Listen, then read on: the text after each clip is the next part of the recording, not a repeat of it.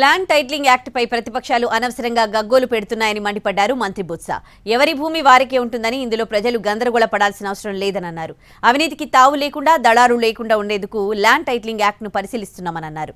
దీన్ని అమలు చేయడానికి చాలా కసరత్తు చేయాల్సిందని, ఆ తర్వాతే చట్టం అమలవుతుందన్నారు బొత్స.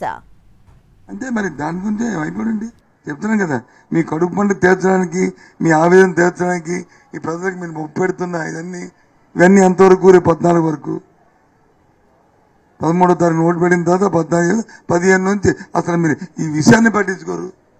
కానీ ప్రభుత్వం మాత్రం ఒక బాధ్యత ప్రభుత్వం ఏదైతే లోపభూయిష్టమైన విధానాలు ఉన్నాయో ఆ విధానం వల్ల సామాన్యుడు నష్టపోకూడదని, సామాన్యుడి మేలు జరగాలని, అవినీతికి తావు లేకుండా, దళారులకి, లిటిగేషన్ వాళ్ళకి ఎక్కడ